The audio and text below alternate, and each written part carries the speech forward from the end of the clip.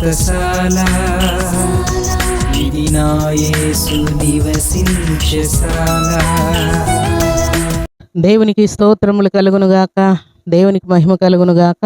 సర్వశక్తిమంతుడైనటువంటి దేవాతి దేవుడు మనలందరినీ ప్రేమించి ఆయన ఇచ్చినటువంటి శ్రేష్టమైన శుభదినాన్ని బట్టి దేవదేవుని స్తుతిస్తూ ఉన్నాను ప్రియులారా. ఈ శుభదినాన సర్వశక్తిమంతుడైనటువంటి దేవాతి దేవుడు చక్కటి లేఖన భాగాన్ని దేవుడు మనకి ఇస్తూ ఉన్నాడు ప్రియులారా. ఆ మాటను చదువుకుందాం. పరిశుద్ధ గ్రంథంలో నుండి కీర్తనల గ్రంథం 73వ అధ్యాయం 26వ వచనాన్ని చదువుకుందాం. నా శరీరము నా హృదయము క్షీణించిపోయినను దేవుడు నిత్యము నా హృదయమునకు ఆశ్రయ దుర్గమును స్వాస్థ్యమునై ఉన్నాడు. దేవుడి శ్రేష్టమైన మాటలు దీవించి ఆశీర్వదించునుగాక. సర్వశక్తిమంతుడైనటువంటి దేవాతి దేవుణ్ణి ఆశ్రయించినటువంటి భక్తులు ఈ శ్రేష్టమైన మాట పలుకుతూ ఉన్నారు. నా శరీరము లేక నా హృదయము క్షీణించిపోయినను దేవుడు నా హృదయమునకు నిత్యము ఆశ్రయముగాను స్వాస్థ్యముగాను ఉన్నాడు. లేక ఆశ్రయము దుర్గమునై స్వాస్థ్యమునై ఉన్నాడని భక్తుడు పలుకుతూ ఉన్నాడు.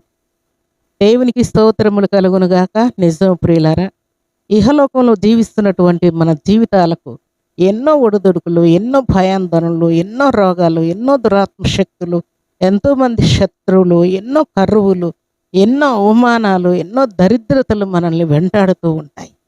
అయితే భక్తుడు వర్ణిస్తున్నటువంటి మాట ఏంటంటే, నా శరీరము నా హృదయము క్షీణించిపోయిన, రోగముతో మొత్తబడిన, అపవాది చేత మొత్తబడిన, శత్రువుల చేత అణచివేయబడినా సరే దేవుడు నిత్యము నా హృదయమునకు ఆశ్రయ దుర్గమును స్వాస్థ్యమునై ఉన్నాడని సెలవిస్తూ ఉన్నాడు. దేవుని సన్నిధిలో చేరినటువంటి మనందరి జీవితాలకు ఎన్నో భయంకరమైన పరిస్థితులు మనల్ని తాకి వెళ్తూ ఉంటాయి ప్రియులారా. మరణకరమైన పరిస్థితులు కూడా మనల్ని తాకుతూ ఉంటాయి. డాక్టర్లు కూడా మన పరిస్థితి అయిపోయింది అంటూ ఉంటారు. అలాంటి పరిస్థితుల్లో కూడా దేవుడు నిత్యం మనకు దుర్గమును స్వాస్థ్యమునై ఉంటానని దేవుడు తెలియజేస్తూ ఉన్నాడు. దేవునికి స్తోత్రములు కలుగునుగాక. శుభదినాన భక్తుడైనటువంటి దైవజనుడైనటువంటి జేసీ రావ్ అనేటువంటి దైవజనుడు ఈ మాట సాక్ష్యం పలుకుతూ ఉన్నాడు. ఏంటంటే, ఆయన అనేక దేశాలకు సత్య సువార్త ప్రకటిస్తూ విస్తారముగా ప్రయాణం చేస్తూ ఉన్నాయంట ప్రియులారా. అయితే ఒకానొక శుభదినాన ఆయన హృదయంలో ఒక అలజడి రేగింది. ఏమనంటే, నువ్వు పీస్ మేకర్ వేసుకున్నావు కదా, నీ హార్ట్లో పీస్ మేకర్ పని చేస్తుంది కదా, అయితే నువ్వు అర్జెంటుగా వెళ్ళి డాక్టర్ను సంప్రదించు అని దేవుడు పదే పదే ఆయన్ని ప్రేరేపిస్తూ ఉన్నాడు. అప్పుడు ఆయన డాక్టర్ను కలవడానికి వెళ్ళాడంట. వెళ్ళి, సార్, నా హార్ట్లో పీస్ మేకర్ మిషన్ పెట్టారు కదా, అది ఎంతకాలం పనిచేస్తుంది, దాన్ని ఏమైనా మార్చే ప్రయత్నం చేస్తారా మీరు అని ఆయన అడిగాడంట. అడిగితే వాళ్ళు అన్నారంట, ఆయన మార్చిలో వెళ్ళి ఈ సంగతి అడిగాడంట. ఏం పర్వాలేదు సార్, జూలై వరకు మీరు సేఫ్టీగా ఉండొచ్చు, ఏం పర్వాలేదు, జూలైలో ఒకవేళ అవసరం అనుకుంటే ఆ మిషన్ మార్చి వేరే సెట్ చేస్తామని చెప్పారంట. ఆయన మార్చిలో వెళ్ళి డాక్టర్ని కలిసి తిరిగి వచ్చిన తర్వాత ఇక ప్రాబ్లం ఏమీ లేదని చెప్పారు కదా, కాబట్టి ఇంకా విస్తృతంగా ప్రార్థనలు, సువార్త ప్రకటించడం, పరిచర్య కోసం పరిశుద్ధాత్మ దేవుడు విస్తారముగా ఆయన్ని వాడుకుంటూ ఉన్నాయంట ప్రియులారా.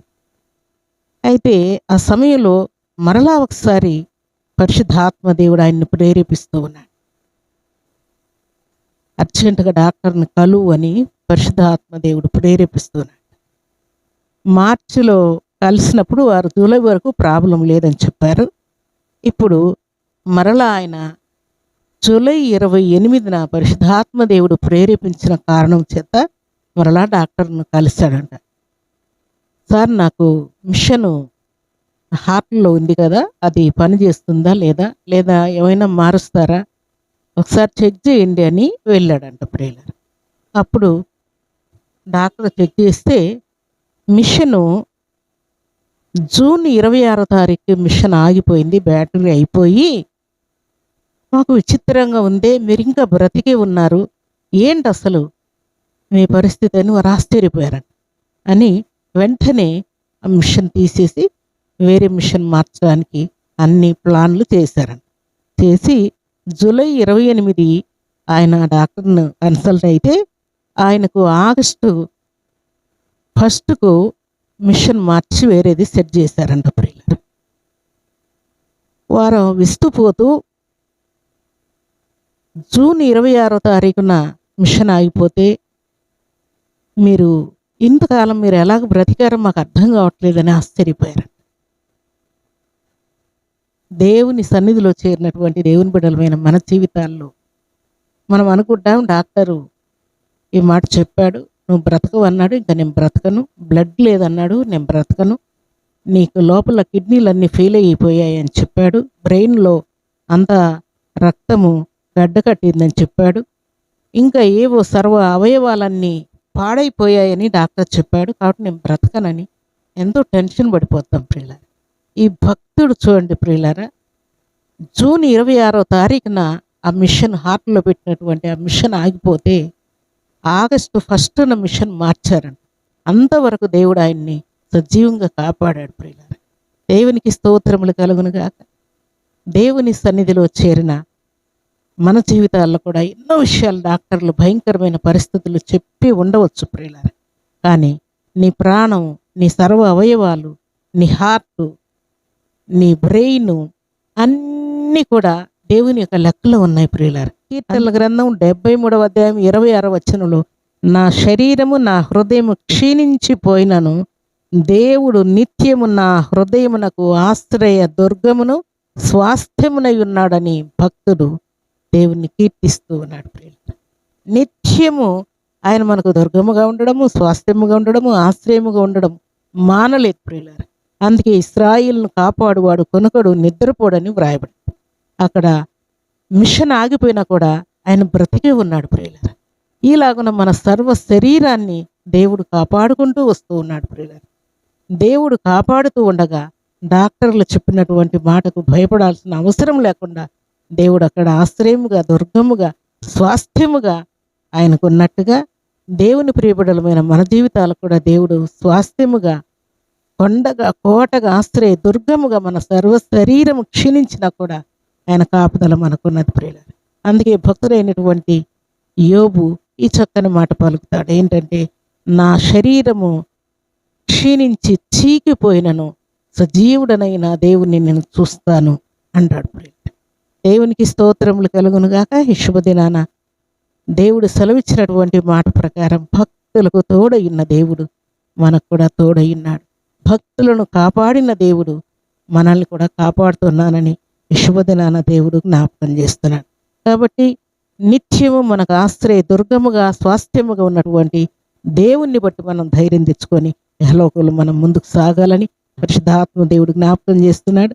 ఈ శుభదినాన నీ రాకపోకల్లో దేవుడు నీకు దుర్గముగా, తోడుగా, ఆశ్రయముగా ఉన్నాడు, స్వాస్థ్యముగా ఉన్నాడు అన్న సంగతిని నీ కరువులో, కష్టంలో, రోగంలో, నిందల్లో, అప్పుల్లో, కేసుల్లో, శత్రు భయాందోళనలో, ఆత్మీయ జీవితంలో, సేవా జీవితంలో, అన్ని విషయంలో దేవుడు నీకు తోడుగా ఉండి నీ పరిస్థితులు ఎన్ని తల్లకిందులైనా కూడా అన్నింటిలో దేవుడు నిన్ను నిలబెట్టి దుర్గముగా ఉండి స్వాస్థ్యముగా నిలబెట్టి కాపాడుతూ ఉన్నాడు ప్రియులారా.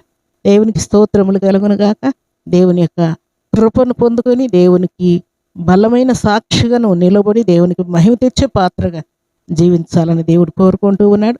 అలాంటి కృపా భాగ్యం ఈ ఉదయకాల సమయంలో సర్వాధికారి సమృద్ధిగా మనందరికీ అనుగ్రహించి ఆయన కృపల వర్ధలు చేసి ఆశీర్వదించునుగాక. ఆమేన్.